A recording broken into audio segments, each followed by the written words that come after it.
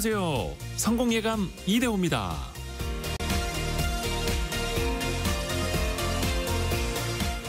무엇을 안다고 자부하는 모습은 진정한 깨달음을 얻지 못한 모습이기도 합니다. 역사 속 위인들이 비슷한 말을 많이 남긴 것처럼요. 공자는 진정으로 안다는 것은 자신이 모른다는 걸 아는 것이라고 했고요. 소크라테스는 안다는 것은 자신이 아무것도 모른다는 것을 아는 것이라고 했습니다. 니콜라스 코페르니쿠스 역시 우리가 알고 있는 것과 모르는 것을 아는 것이 진정한 지식이라고 말했죠. 위대한 이들조차 자신이 모른다는 것을 부끄러워하지 않았습니다. 오히려 모른다는 사실을 인정하고 배움을 받아들이는 것으로 더 큰 진보를 만들어냈죠. 진짜 지혜는 나는 안다고 말하는 데서 오는 게 아니라 나는 아직 모른다는 사실을 마주하고 받아들이는 데서 시작될 겁니다. 성공예감 이대호입니다. 출발합니다.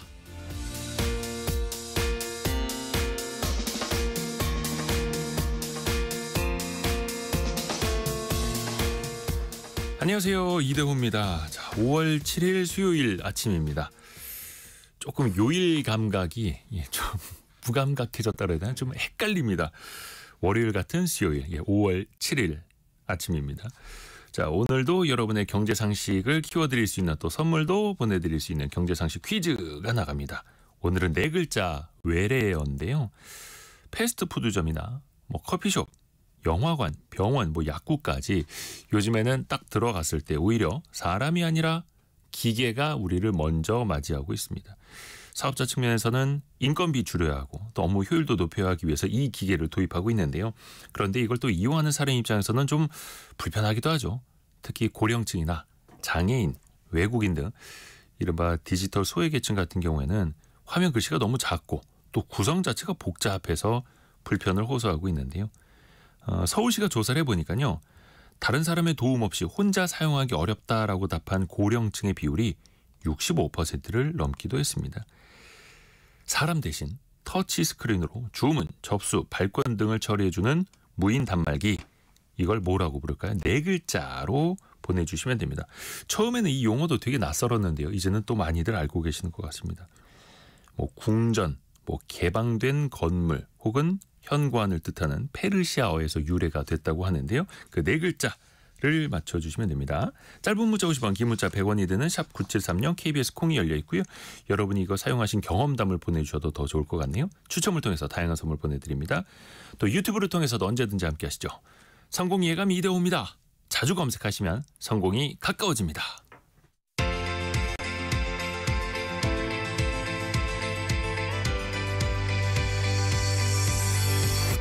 KBS 1라디오 성공예감 이대호입니다. 1920님이 어제 경제상식 퀴즈의 정답이 체코였는데 원전 계약 이거 헛걸음하게 됐다고 지금 보내주셨네요. 어저께 저희가 이거 경제상식 퀴즈를 냈는데 이거 하루 만에 이렇게 될 줄 어떻게 알았겠습니까? 오늘 경제 소식에도 담겨 있습니다. 오늘의 경제뉴스 동아일보 백상경 기자, 그리고 오늘 처음 함께하는 연합인포맥스의 서영태 기자 함께합니다. 안녕하세요. 네, 안녕하세요. 서영태 기자는 지금 어느 쪽 담당하고 계세요? 저는 지금 증권 쪽을 담당하고 있습니다. 네, 증권 시장, 그리고 업계 담당하고 있습니다. 또 시장 관련된 뉴스도 자세히 좀 전해주세요. 우선은 백상경 기자 어떤 소식 준비했는지부터 들어볼까요? 네, 65세 이상 고령 치매 환자들이 보유한 자산, 이걸 이른바 치매머니라고도 표현을 한다는데 네. 이게 154조 원에 달한다라는 조사가 나왔습니다. 그래서 자세한 내용 살펴보고요. 말씀하신 것처럼 이 체코 법원이 우리나라 한국수력원자력의 신규 원전 건설 수주 이 최종 계약서 서명을 하루 앞두고 막판에 제동을 걸었습니다. 어떤 내용 나왔는지 알아보겠습니다. 네, 잠시 후에 들어볼게요. 서영태 기자는 어떤 거 준비했나요? 네, 지난 연휴 동안 해외 시장에서요 원화가 강세를 보이면서 환율이 급락했는데요. 네. 그 이유가 뭔지 한번 알아보고요. 또 미국 트럼프 대통령이 의약품에도 관세를 매기려고 합니다. 또 국내 제약 바이오업계 그리고 정부 대응까지 한번 살펴보겠습니다. 네, 자 백상경 기자가 준비한 소식부터 치매머니라는 표현까지 우리가 쓰게 되네요. 네, 이게 사실 일본에서 먼저 나온 표현이고요. 예. 일본에서 먼저 이 고령화 사회에 진입을 했기 때문에 먼저 겪었던 그런 일들입니다. 그러니까 문자 그대로 표현을 하면 이 치매 노인이 보유하고 있는 부동산, 예금 같은 이런 자산 전체를 말을 하는 거고요. 네. 이 정부 차원에서 치매 노인의 자산을 조사한 게 이번이 처음인데요. 2019년부터 2023년까지 건강보험 청구 자료, 국세청 그리고 5대 공적 연금기관의 소득 자료, 지자체 신고 재산 자료 이런 것들을 활용을 해서 이 자산을 파악을 했습니다. 조사 결과 2023년 기준으로 국내 65세 이상 치매 환자가 총 124만 명이었는데요. 이 중에서 소득이 있거나 재산 같은 이런 자산을 보유한 사람이 76만 명으로 집계가 됐습니다. 그리고 이들이 보유한 자산, 그러니까 앞서 표현을 했던 이 치매 머니가 약 154조 원으로 조사가 됐습니다. 그러니까 1인당 평균 거의 자산이 한 2억 원꼴로 있었다라는 겁니다. 네. 그래서 자산 유형별로 보면요. 부동산이 이 전체의 75%인 약 114조 원으로 가장 많았고요. 네. 다음으로 이 금융자산이 약 33조 원으로 22%를 차지를 했습니다. 역시 부동산이 75%. 네. 근데 이게 또 남일이 아닙니다. 우리 미래일 수도 있는 거고요. 이게 개인은 물론이고 또 사회 전반적으로도 안 좋은 일이지 않습니까? 네, 이게 사실 154조 원이면 이 국내 총생산의 거의 6.4%에 달하는 굉장한 액수입니다. 치매 환자가 사실 스스로 자산 관리를 하기가 굉장히 어려운 상황입니다. 그래서 그러다 보니까 가족이나 제3자가 치매 환자 자산을 마음대로 써버릴 위험도 있고요. 반대로 이게 후견인을 지정해주지 않고 그냥 있다가 환자가 이 치매 상태가 계속 진전이 돼서 생각하는 능력들을 완전히 잃어버리게 되는 이런 시점이 오거나 하면은 이제 사실 사망 이후에 이루어지는 상속 말고는 이 자산을 딱히 처분할 방법이 없는 상황이 도래를 합니다. 가게 입장에서 보면 만약에 이 한 노인이 치매에 걸렸다라고 가정을 해보면요. 가족들이 간병을 해야 되는데 돈이 굉장히 많이 드는데 사실 이 노인의 자산은 사실상 동결 상태에 들어가 있고요. 네. 그래서 가족들이 이걸 활용을 할 수가 없고 가족들 돈을 모아서 이 간병을 해야 되는 상황이 도래를 합니다. 그래서 사실 이걸 하다가 어떤 그 치매 노인의 자산을 활용을 하지 못하는 바람에 자녀나 이런 사람들이 파산에 이르는 이런 상황들도 사실은 좀 우려가 되고요. 그래서 또 이 사회적으로 보면요. 치매 환자의 자산이 계속 묶여 있게 되면 투자 그리고 소비로 이어지는 어떤 이 경제의 선순환 구조가 좀 막히게 됩니다. 그래서 경제 활성화에도 좀 악영향을 미치게 되고요. 이 치매 머니란 말과 현상 자체가 말씀드린 대로 일본에서 먼저 나왔습니다. 네. 그래서 일본은 이 치매 환자의 수가 약 600만 명에 달하고요. 600만 명. 네. 그래서 이들이 보유한 치매머니 규모도 엄청납니다.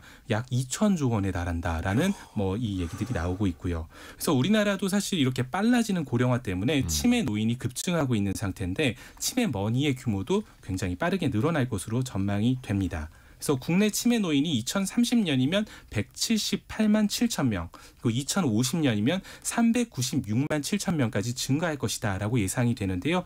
네. 치매 머니도 이렇게 묶여 있는 돈도 2030년 기준으로는 220조 원, 그리고 2050년에는 488조 원, 거의 500조 가까이 늘어날 것으로 전망이 되고 있습니다. 이게 거의 2050년 기준으로 보면 GDP의 15% 수준에 달하는 수준이고요.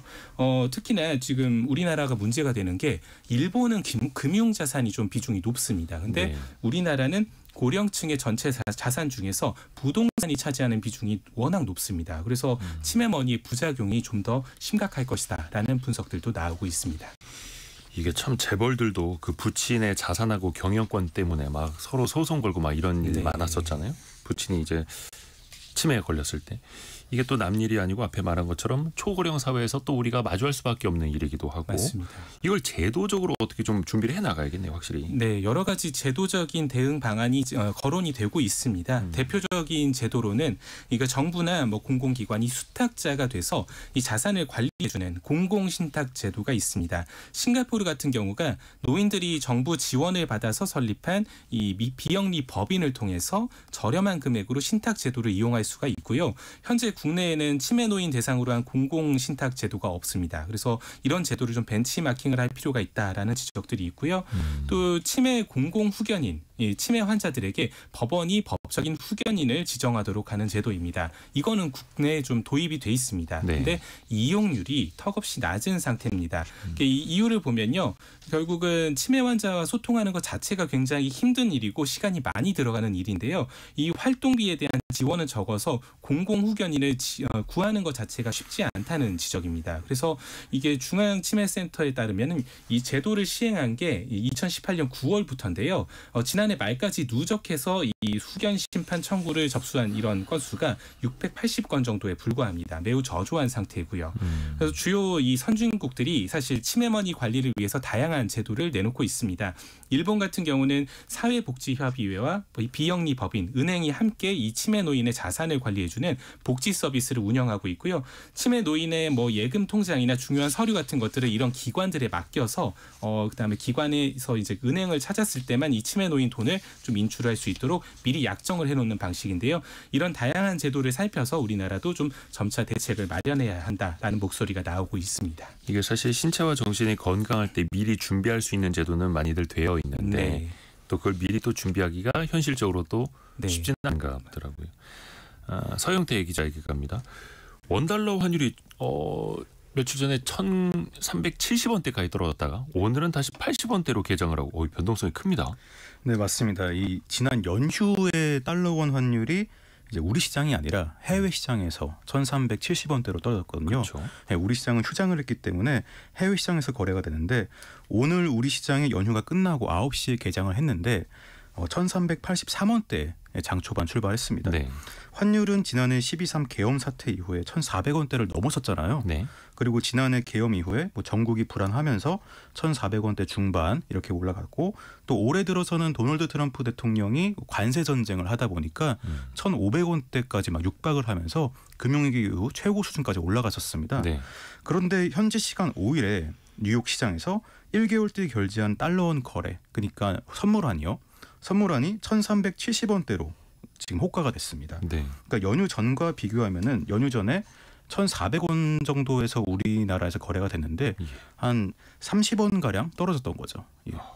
변동성도 커졌고 일단 원달러 환율이 떨어졌다라는 거는 원화가 강세를 보였다는 거잖아요. 예, 맞습니다. 어떤 배경일까요? 네, 타이완 달러가 강세였습니다. 이 타이완 달러랑 원화의 관계를 좀 말씀드리려는데 네. 일단 5일 달러 타이완 달러 환율이 약 29 타이완 달러로 5% 넘게 급락을 했습니다. 이틀간 9% 넘게 떨어지면서 30년 만에 최대로 하락폭을 기록했거든요. 그러니까 타이완 달러가 갑자기 강세를 보였다는 거죠. 네, 그렇습니다. 타이완은 이제 연휴 동안 거래가 됐었습니다. 우리나라랑 연휴 기간이 다르니까요. 네. 근데 앞서 트럼프 대통령은 환율 조작, 이건 비관세 부정행위라고 꼽으면서 교역국의 통화 가치 절상을 압박을 했는데요. 타이완이 미국과의 협상을 위해서 타이완 달러 강세를 용인한다, 이런 시장의 기대가 작용을 한 건데요. 특히 이번에 타이완 달러 가치가 올라간 거는 이런 기대감을 갖고 있는 보험사들 때문이었습니다. 이 타이완 보험사는 달러화로 표시된 미국 채권을 가지고 있습니다. 근데 타이완 달러가 강세를 보이고 반대로 미국 달러가 약세를 보이면은 보유하고 있는 미국 달러화의 그 채권의 가치가 떨어질 수가 있으니까요. 네. 이때 보험사들이 타이완 달러나 아니면 타이완 달러와 연동하는 우리나라 원화를 매수해가지고요, 이 리스크, 위험을 막습니다. 아하. 네, 이 타이완 보험사는 타이완 외환 시장이 워낙 작아가지고요. 네. 타이완과 또 산업 구조가 비슷하고 그리고 유동성이 풍부한 우리나라 원화 시장에서 해지를 하는데요. 네, 원화 입장에서 타이완 달러의 대체 효과가 작용한 겁니다. 타이완 정부가 다급하게 미국과 환율 문제를 논의하지 않는다고 사태 진화에 나서면서요, 어제는 타이완 달러 값이 다시 좀 하락세로 좀 돌아섰습니다. 그래도 미국과의 무역 협상에 따른 불확실성이 완전히 해소되지는 않은 상황입니다. 한국은행에서도 최근 환율에 좀 변동성 많이 더 주목하고 있다고요? 예, 맞습니다. 아무래도 환율이랑 금리랑 뗄래야 뗄 수가 없는 관계니까요. 그렇죠. 앞으로 원화 강세로 환율 하락 움직임이 더 뚜렷해지면은 한국은행이 고환율의 부담을 좀 덜고요, 금리 인하에 나설 가능성이 더 커지겠습니다. 이창용 총재는 기자간담회에서 환율이 이번 주 좋은 방향으로 갔다고 평가를 했습니다. 그러면서도 불확실성은 있다고 경계감을 좀 드러냈는데요. 네. 미국과 중국의 협상이 일단은 잘 되는 분위기인데 구체적으로 어떤 일이 벌어지고 있는지는 모르는 거고, 또 환율 변동에 좀 앞으로 신중해야 된다, 이런 태도를 보였습니다. 그러면서도 가계부채, 환율 이런 대내외 변수를 고려해가지고요, 금리를 충분히 낮출 것이라고 밝혔습니다. 네. 원달러 환율 변동성도 계속해서 좀 지켜봐야겠고, 이제 백상경 기자에게 갑니다. 5822님이 한울 원전이 있는 울진에서 보냅니다. 체코는 왜 이러는 걸까요? 이렇게 보내주셨는데 프랑스는 왜 태클을 걸고 나섰을까, 이렇게 물어보셨는데 이거 원래 계획대로라면은 5월 7일에 체코 원전 수출 계약을 맺는 날이었잖아요. 네, 그래서 사실 우리 한수원은 물론이고 지금 대통령 특사단 그리고 국회 대표단 지금 체코로 건너가 있습니다. 그래서 체코 총리, 뭐 상원 의장 등 이 주요 인사들을 만나러 지금 일정을 밟을 예정이었는데 막판에 지금 돌발 변수가 발생을 하면서 본계약이 좀 중단이 된 상태입니다. 어제 체코 현지 언론 그리고 외신에서 이제 보도가 나왔는데요. 체코 법원이 체코 두코바니 원전 5, 6호기 건설 사업을 발주한 이 체코 전력공사 자회사 EDU2와 한수원의 최종 계약 서명을 중지하라라고 가처분 명령을 내렸습니다. 그래서 이에 따라서 일정이 지금 중단이 됐습니다. 일단은 우리 그 대표단이 체코에 가 있으니까 그냥 또 뭐 빈손으로 올 수는 없고 또 현지 관계자들 만나서 더 대화를 하고 앞으로 어떻게 나가야 할지 좀 같이 또 계획은 좀 짜야 봐야겠네요. 근데 갑자기 왜 이런 결정이 나온 걸까요? 일단은 그 체코 법원의 판결이잖아요. 네, 지금 댓글로 왔던 얘기가 맞는 게 이게 막판까지 경쟁했던 이 프랑스 전력공사 EDF가 또 이의 제기를 좀 신청을 했습니다. 근데 이게 법원이 이걸 받아들여서 가처분을 내린 겁니다. 그러니까 이 EDF가 사실 좀 체코가 지난해 7월에 한수원을 이 사업의 어떤 이 우선 협상 대상자로 선정을 하니까 같은 해 10월에 체코 경쟁 당국에 이의를 신청을 했습니다. 그래서 계속 그 뒤로 지금 발목을 잡고 있는 상태인데요. 이때 경쟁 당국의 조사가 들어가게 되면서 원래 올해 3월로 예정됐던 본계약도 미뤄졌었습니다. 근데 이게 지난달 24일에 결과가 나왔죠. 체코 경쟁 당국에서 EDF의 이의 제기를 최종 기각을 하면서 이 보류 조치를 해제를 했고 그래서 이 걸림돌이 해소가 돼가지고 원래대로라면 5월 7일 오늘 이 현지 시간으로 본계약이 이루어질 예정이었던 겁니다. 근데 이게 사실 새롭게 조금 이의 제기 신청을 하게 되면서 체코 법원에서 이런 표현을 씁니다. 그러니까 이 판결이 지금 뭐 나기 전에 본계약이 이루어지게 되면은 어떤 나중에 판결 결과가 다르게 나오더라도 EDF 쪽에서는 뭐 손해를 보게 된다. 그러니까 결과적으로 가처분이라는 어떤 결정에 입각해서 정확하게 결정을 내린 것들이고요. 그러니까 가처분이라는 이제 특성상 뭐 한국이 옳다, 프랑스가 옳다가 아니라 그냥 계획대로 진행이 돼버리면 나중에 되돌리기가 어렵기 때문에 일단 시간을 벌어보자라는. 그런 측면인 거죠. 네, 그래서 이 EDF가 결국은 제기한 소송 이것들 때문에 지금 가처분 결정이 내려진 것이고요. 현지 언론에 따르면 그 체코 정부하고 이 계약 당사자인 EDU2의 이 반응도 좀 안 좋다고 합니다. 강하게 반발을 하면서 이 EDF 쪽에 뭐 법적인 대응도 시사했다 이런 얘기들도 전해지고요. 하지만 어쨌든 현지 법원에서 가처분 조치를 했기 때문에 예정된 일정 내에 지금 본계약이 어렵게 된 상황입니다. 그러니까 체코 행정부와는 우리는 또 원만하게 또 협의를 하고 있는데 체코 이제 사법부가 제동을 건 거기 때문에 또 지켜볼 필요는 있어 보이고요. 오늘 보니까 그 원전 관련주들도 증시에서 좀 급락을 하고 있는데 앞으로는 이 사업이 어떻게 될까요? 네, 지금 체코 어쨌든 법원의 결정으로 지금 뭐 정부 국회 대표단이 굉장히 난감한 상황을 맞게 됐는데요. 현지에서 지금 안덕근 산업부 장관이 지금 기자간담회를 진행을 했습니다.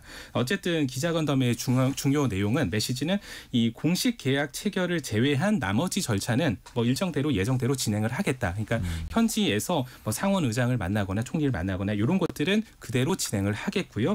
또 이런 어떤 이 계약 자체가 지금 무산이 되는 수순이나 흐름은 아니고 어쨌든 가처분 결정이 나와서 계약이 미뤄지는 것들로 지금 파악이 되고 있고 어쨌든 그 현지 정부 관계자들과 함께 계약을 하겠다는 의지가 좀 많기 때문에 이런 것들을 좀 잘 조율을 해서 이게 계약 일정을 다시금 좀 조율을 하는 뭐 그런 일정으로 지금 잡고 있다고 합니다.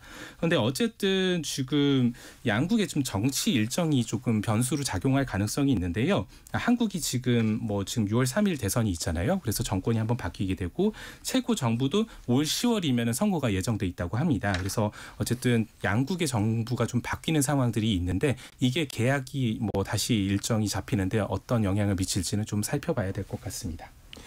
우리 정부도 그렇고 체코도 그렇고 예정대로 진행하겠다라고 하는 건데 일단 체코에서 가처분 신청이 받아들여진 만큼 이걸 또 이제 프랑스의 EDF 전력공사가 본안 소송까지 끌고 가는 건지 그러면 그 본안 소송이 끝날 때까지 우리가 계약을 못하는 건지 이걸 더 우리가 또 지켜봐야겠네요. 자, 서영태 기자가 준비한 소식도 들어볼게요. 우리가 이제 반도체도 그렇고 또 영화 부문에서도 트럼프 대통령이 관세를 이제 매기겠다 이야기를 했잖아요. 의약품까지도 관세 이야기가 나왔어요. 네, 맞습니다. 참 어디까지 하려는지 참 걱정인데요. 네. 트럼프 대통령이 향후 2주 내에 의약품에 대한 관세를 발표한다고 밝혔고요. 네. 국내 제약 바이오 업계가 또 바짝 긴장을 하고 있습니다. 트럼프 대통령은 백악관에서 의약품 제조 촉진 관련 행정명령에 서명을 했는데요. 의약품 가격과 관련해 다음 주에 큰 발표를 하겠다 밝혔습니다. 트럼프는 전 세계 다른 나라와 비교해서 미국이 매우 불공정하게 갈취당한다면서 같은 주장을 되풀이했는데요. 앞서 트럼프 대통령은 지난 2월 의약품 관세에 대한 질문에 25% 그리고 그 이상이 될 것이라고 예고를 했습니다. 우리 의약품 수출에서 미국이 좀 큰 비중을 차지하고 있거든요. 네. 그러다 보니까 업계의 타격이 좀 불가피하지 않을까 생각이 듭니다. 우리나라 그 제약 바이오 업체에서도 미국에 또 수출하는 물량도 상당히 있는데 어떻게 대응을 한답니까? 트럼프 대통령이 꾸준하게 의약품 관세를 언급을 해왔거든요. 예. 그러니까 관세는 시간 문제다 이렇게 보고 있었고 그리고 방안을 다들 강구를 해왔습니다. 셀트리온의 경우 복제약을 만드는 회사죠. 지난 1월에 트럼프 대통령의 취임 이후 필요하다면 현지에 완제 의약품 생산을 확대하겠다 이런 방침을 밝혔고요. SK 바이오팜도 이전부터 캐나다 외 추가로 미국 내 생산을 추진해 왔습니다. 현재 미국 허가를 받은 시설에서 즉시 의약품 생산이 가능하고요. 또 미국 내 약 6개월분의 의약품 재고도 확보하고 있습니다. 업계에서는 미국 시장과 연관이 있는 대형 바이오 업체들이 이미 현지 위탁 생산 등 대안을 다 모색을 해놨기 때문에 산업계가 받을 영향은 그렇게 크지 않을 것 같다. 이런 전망도 나오고 있습니다. 우리 정부는 어떤 계획이 있답니까? 네, 우리 정부가 미국 측에 한국산 의약품 수입 나쁜 게 아니다. 미국의 공급망 안정 등에 기여한다는 그런 의견서를 제출을 했거든요. 네. 트럼프 행정부가 무역 확장법에 따라서 이 의약품 안보 조사를 하고 있었습니다. 이와 관련해 한국 정부가 공식적인 의견서를 마련해가지고 미국 정부에 전달을 한 건데요. 이 보건복지부에 따르면 정부는 이 한국산 의약품이 미국의 안보에 위협이 전혀 되지 않고 오히려 공급망 안정에 기여해준다. 이렇게 설득을 하고 있습니다. 그러니까 관세 조치는 필요가 없다. 이렇게 의견을 냈고요. 실제로 한국의 위탁개발 생산 기업은 미국 제약사들의 생산의 이원화를 지원하고요. 또 그러니까 공급망이 또 안정되고 또 약가 부담이 좀 줄어드는 그런 효과를 내고 있습니다. 조규홍 복지부 장관은 의약품을 포함해서 의료기기, 화장품 이런 바이오 헬스 산업 영향을 최소화하기 위해서 이 범정부 차원의 대응을 강화하겠다고 강조를 했습니다. 미국이 또 자체 공급망뿐만 아니라 또 일자리를 위해서도 의약품까지 공장을 또 끌어들이려고 하는 건 아닌지 이것도 우리 입장에서 또 걱정이 되기도 합니다. 계속해서 좀 지켜보죠. 연합인포맥스 서영태 기자, 동아일보 백상경 기자였습니다. 고맙습니다. 감사합니다. 감사합니다.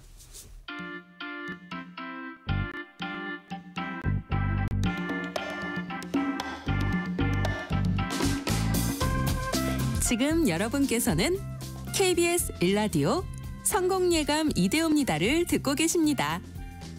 프로그램에 참여하신 청취자 여러분께는 추첨을 통해 Y스트릿에서 밝은 눈과 두뇌 건강, 활력까지 한 번에 와이즈 부스터를, 아름다운 식탁 창조 주비푸드에서 뿌리 담은 리얼 생 와사비를, 쉽고 빠른 판촉물 제작 시너지 기프트에서 고속 충전 알람 시계를, 그리고 성공예감에서 준비한 커피 쿠폰을 보내드립니다. 당첨자는 성공예감 이대호입니다 홈페이지에서 확인하세요. 오늘의 경제상식 퀴즈 정답은 4글자. 좀 어려운 외래어입니다. 요즘에 식당을 가든 커피숍을 가든 병원을 가든 기차역을 가든 무인 기계가 먼저 사람을 마주하죠. 주문을 할 때도 발권을 할 때도 이 기계를 요즘에 거의 이용해야만 하는 상황이 되어 있는데요. 글씨는 작고 구성은 복잡하고 그래서 고령층일 경우에 또 장애인 같은 경우에는 불편을 겪을 수밖에 없죠.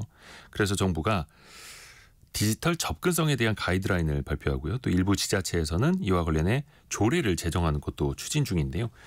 이게 기기마다 다 구성이 달라서 더 헷갈리기도 합니다. 좀 통일되는 흐름도 좀 필요한데요.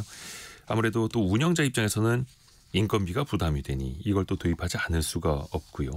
그 4글자 이 기기의 이름을 뭐라고 할까요? 이혜진 님이 엄마가 이거 처음 사용할 때 햄버거 2개 주문해야 되는데 22개를 주문하셨대요. 다행히 직원분이 이상해서 여쭤보고 수정을 해줬다고 하더라고요. 다행이네요. 좋은 직원분을 만나셨고요. 반대로 권윤희님은 이거 메뉴 못 찾고 헤매고 있을 때 직원이 주문을 받아주면 참 좋은데 극구 이걸로 주문하라고 면박 줄 때 조금은 반감이 생기더라고요. 아이고 면박까지. 일하시는 분들도 좀 바쁘고 정신없고 하니까 또 이렇게 말하는 경우도 있나 봅니다. 이영사님 커피 전문점에서 줄 서서 주문하는데 버벅거리면서 있으니까 진땀이 다 나더라고요. 그렇죠. 이거 사용해 본 지 얼마 안 되신 분들은 난감할 수 있습니다. 정이헌님은 친구들이랑 오랜만에 만나서 맛있는 커피 마실 생각에 신나서 들어갔다가 이거 앞에만 서면 왠지 작아지면서 쫄립니다. 근데 지금은 많이 친해졌어요. 이렇게 또 보내주셨고요. 또 많이 사용하다 보면 또 익숙해지기도 하죠. 그 기기 4글자 외래어를 보내주시면 됩니다. 짧은 문자 50원, 긴 문자 100원이 드는 샵 9730 또 KBS 콩이 열려 있습니다.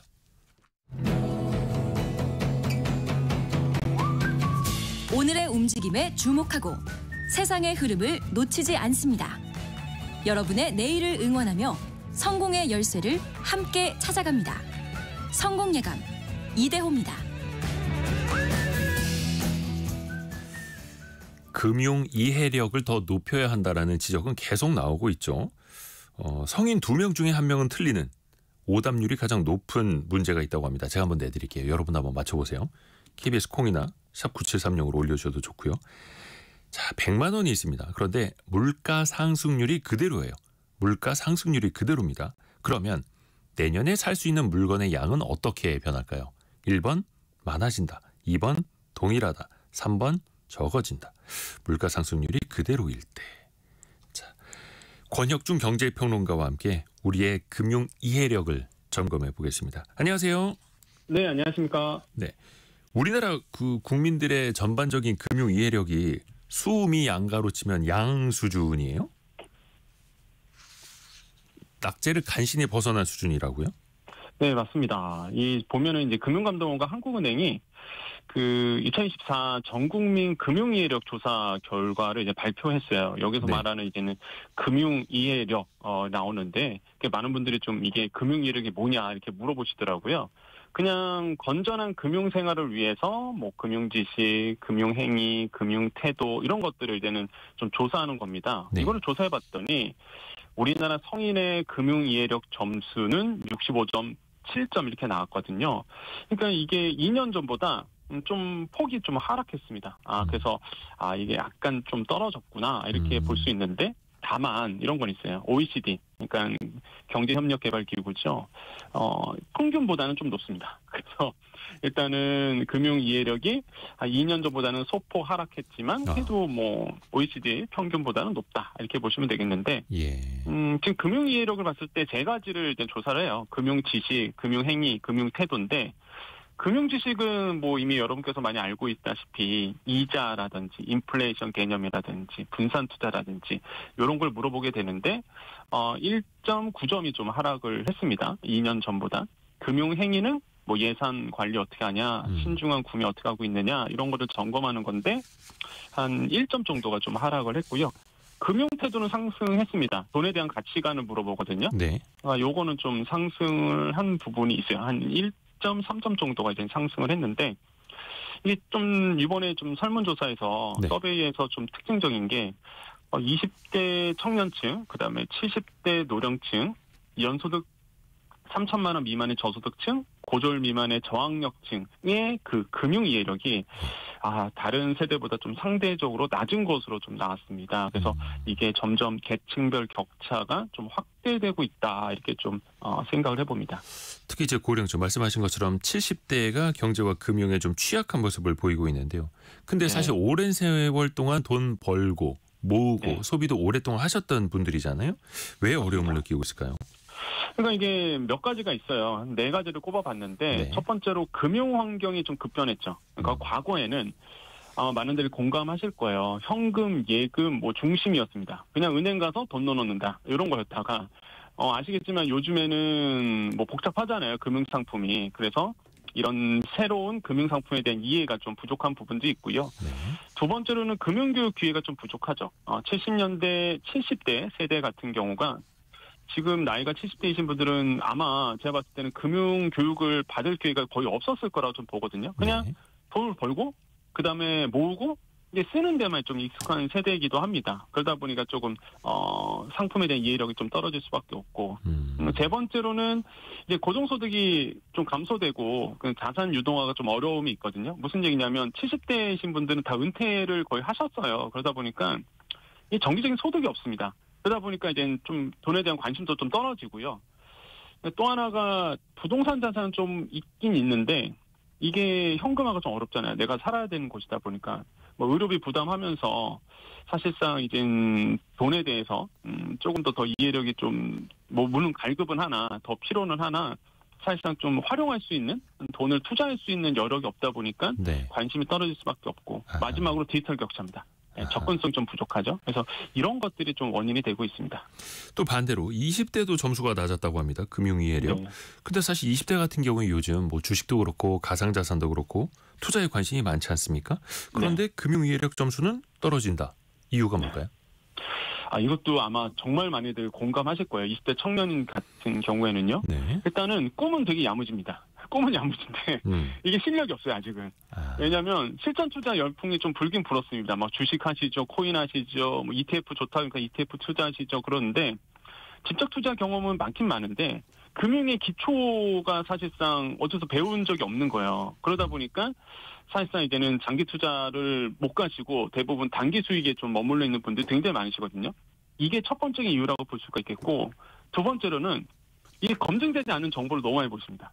제가 봤을 때. 그러니까 뭐 SNS라든지 뉴 미디어 막 단기 상품 중심으로만 이렇게 막 설명하고 있는 것들. 그러니까 이런 것들만 이제 접하다 보니까 사실은 금융에 대한 이해력이 좀 낮아질 수밖에 없고요. 그다음에 마지막 세 번째가 교육. 이것도 마찬가지입니다. 금융교육을 충분하게 받지 못했던 부분. 저는 이게 좀 아쉽다고 느껴지는데요. 이런 것들이 아마 20대들 분들에게 좀 금융 이해력이 떨어지는 좀 부진했던 이유라고 좀 설명할 수 있습니다. 정보가 너무 많아도 문제인 거죠. 그리고 저희가 그 오프닝하면서 말씀드렸던 거 정답을 좀 알려주세요. 100만 원이 있을 때 물가 상승률이 그대로면 내년에 살 수 있는 물건의 양은 어떻게 변할까? 한번 적어지다 이렇게 보셔야 되겠습니다. 적어진다. 네. 그러니까 물가 상승률이 이제 그대로다라는 거잖아요. 그러니까 물가 상승률이 0%면 모르겠는데 이 물가 상승률이 예를 들어서 2%다. 그러면 물가는 올랐잖아요. 네. 오르는 속도가 이전과 똑같은 거죠. 그래서 예를 들어서 물가가 2% 오른다. 그럼 1년 뒤에는 같은 물건을 사려면 102만 원이 필요한 거죠. 100만 원이 있다 그러면. 그러다 보니까 당연히 구매력이 줄어들게 되는 부분이 있습니다. 그래서 내가 살 수 있는 게 더 적어지는 거죠. 그러니까 만약에 물가 상승률이 0%다 그러면은 뭐 물가가 안 오는 거잖아요. 이거는 그냥 동일한 거죠.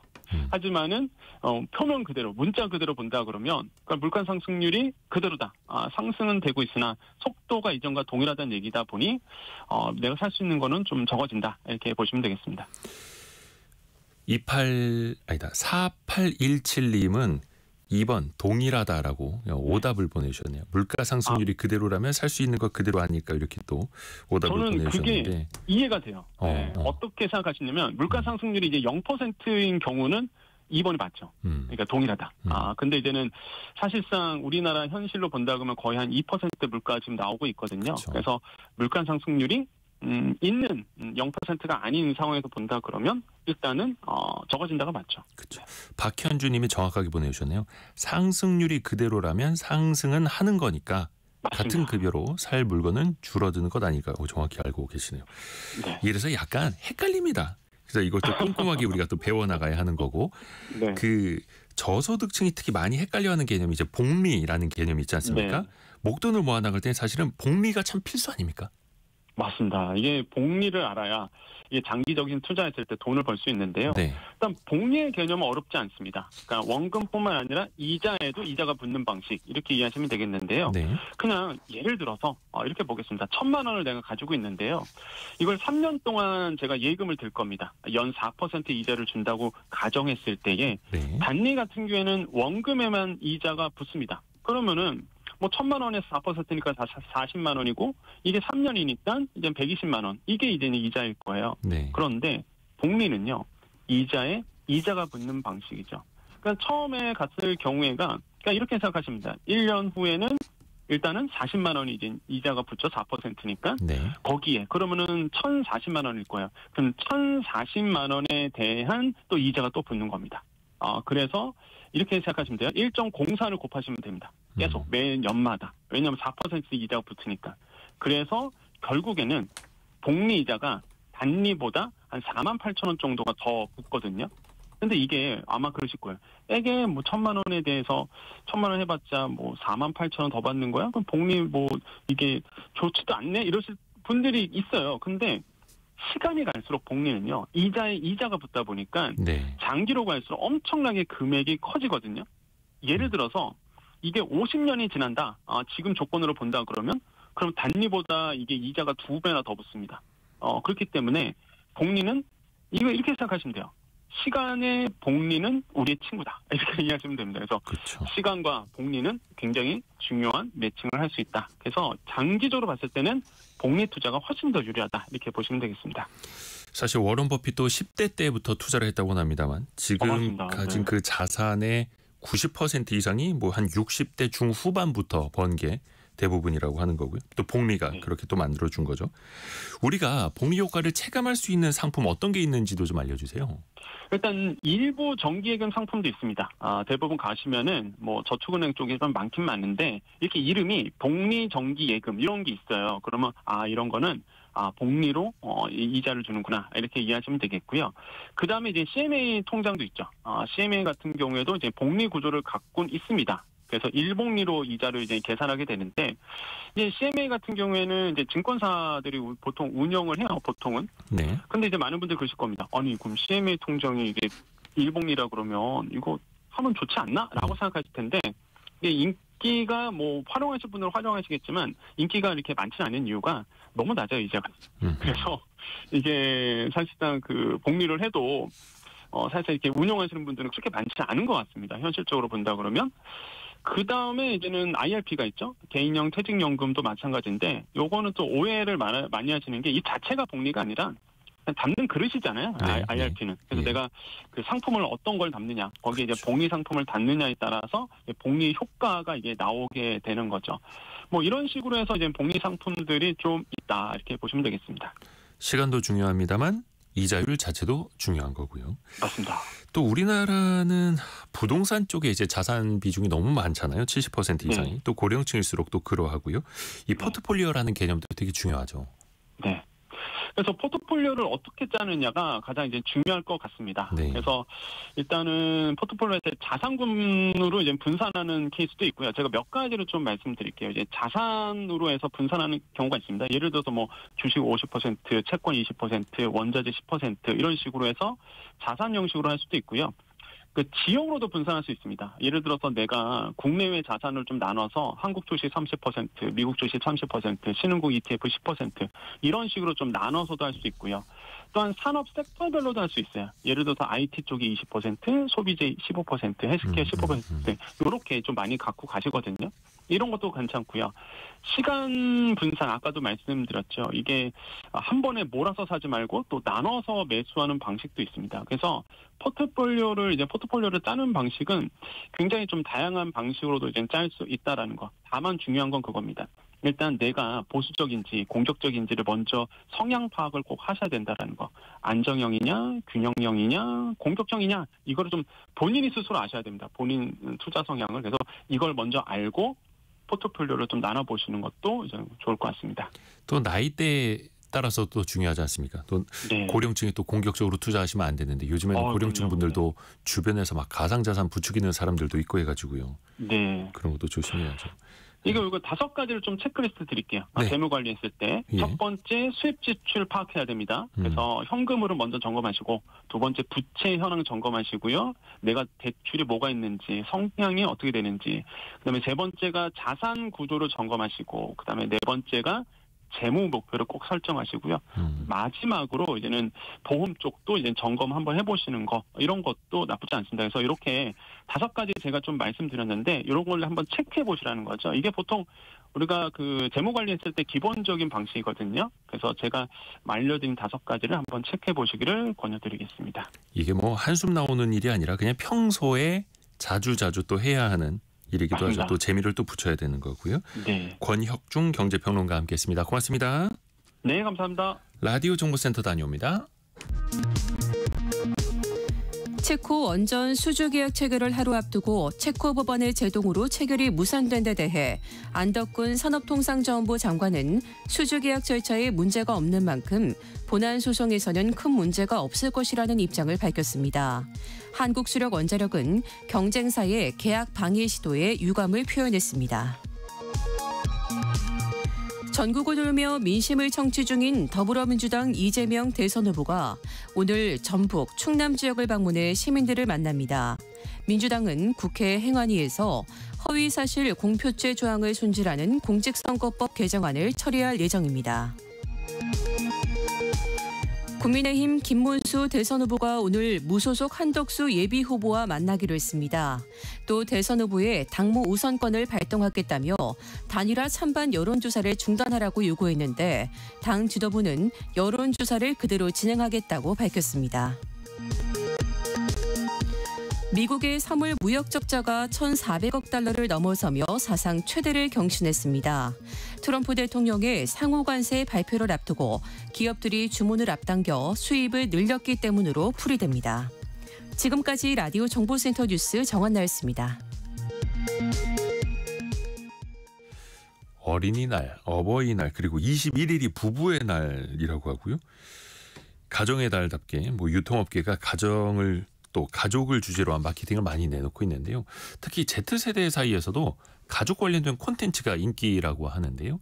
어떤 흐름을 또 보이고 있는지 같이 한번 배워보시죠. 트렌드 팔로우 시간 대학내일 정은우 센터장과 함께합니다. 안녕하세요. 안녕하세요. Z세대가 가족과 관련된 영상을 많이 봐요? 요즘에?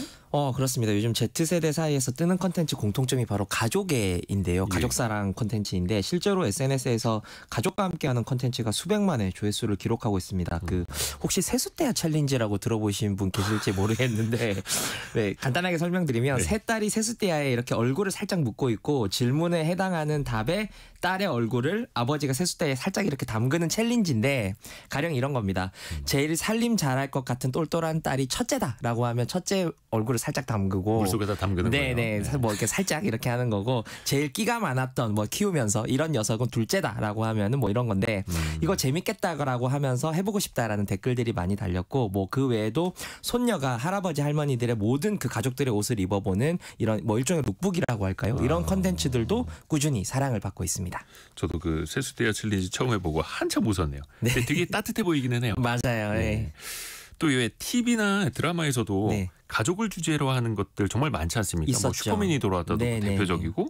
근데 요즘 거랑은 어떤 차이가 있을까요? 요게 이제 과거와 좀 달라진 점을 말씀을 드려야 될 것 같은데 그 10여 년 전에 가족 콘텐츠라고 하면은 유명인이 자기들 자식을 키우는 거를 시청자들이 관찰하는 예능이 좀 많았었는데 연예인 가족 네, 이야기. 그렇죠. 예. 네. 근데 최근에는 어떤 부모의 어떤 말투나 양육 태도에 주목하면서 이를 유심히 살펴보는 경향성이 좀 눈에 띕니다. 그래서 단순히 아이를 기특하고 귀엽게 바라보는 랜선 이모, 랜선 삼촌에서 부모의 어떤 양육 태도를 레퍼런스로 참고를 해서 미래의 어떤 자신의 가족 공동체를 그려보는 그런 댓글들이 다수를 이루고 있습니다. 그러니까 그 온라인 OTT 콘텐츠에서 가족들이 함께 온라인 채널을 운영하는 경우도 그렇죠. 있는 네네, 거고요. 맞습니다. 또 할아버지 할머니가 등장하는 콘텐츠도 인기예요? 그렇습니다. 최근에 한 일러스트 작가가 출시한 그 메신저 이모티콘이 굉장히 화제를 모았었는데 이모티콘이요? 네, 이 시리즈는 작가가 자신의 조부를 모티브로 그린 것이 그 특징인데요.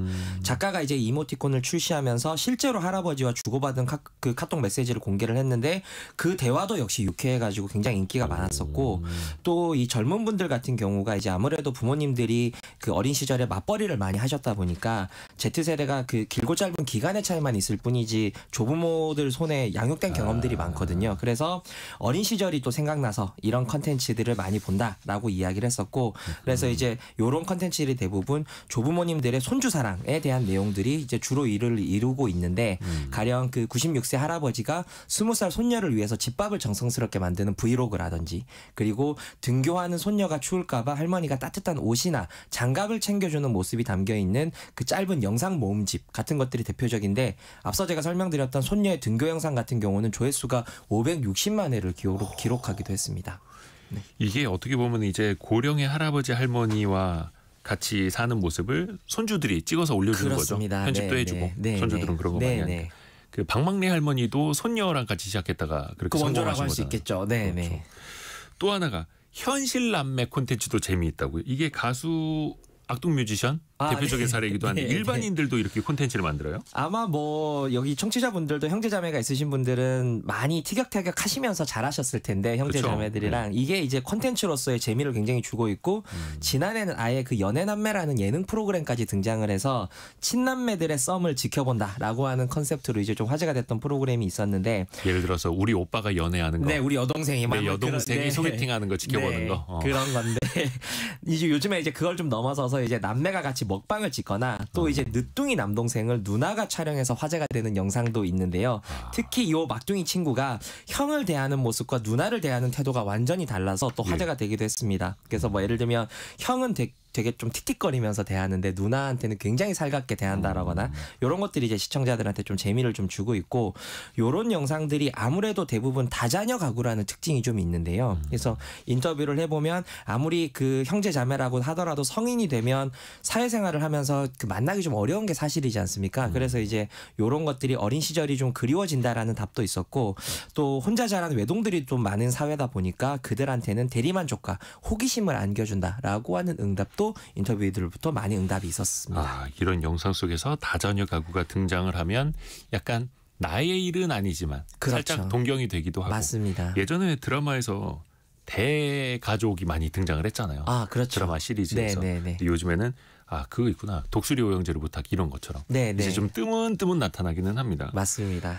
또 그 가족의 의미, 범위, 정의도 좀 많이 달라졌어요. 특히 이제 반려동물도 이제 가족으로 인정을 하잖아요. 그렇죠. 그 가족의 의미가 혈연해서 의지만 할 수 있으면 누구나 가족이다라고 이제 형태가 좀 변화를 하면서 네. 이 자리에 이제 반려동물이 많이 자리를 하고 있는 모습입니다. 그래서 많지는 않지만 일부 기업들은 반려동물이 좀 하늘나라로 가거나 이랬을 때 장례 휴가를 인정해주고 있기도 하고요. 네. 그리고 자연스럽게 반려동물 영상도 좀 뜨고 있는데 흥미로운 것은 예전처럼 반려동물과 주인의 어떤 귀여운 모습만 다루는 게 아니라 반려동물과 온 가족이 함께 지내는 모습이 인기를 끌고 있다라는 점에 좀 주목을 하셔야 될 것 같습니다. 그래서 특히 이런 영상에는 은퇴한 아버지가 강아지들과 즐겁게 지내는 모습이랄지 그래서 또 단순히 개들의 귀여운 모습이 아니라 유기견 문제라든지 유기묘 문제 같은 그런 사회적 문제들도 좀 짚어준다라는 점에서 반응을 얻고 있는데 과거처럼 단순하게 어떤 귀여운 모습만 다루는 게 아니라 사람들이 좀 누구나 공감할 만한 포인트들 이런 것들을 통해서 따뜻함을 느끼고 있다라고 이해하시면 될 것 같습니다.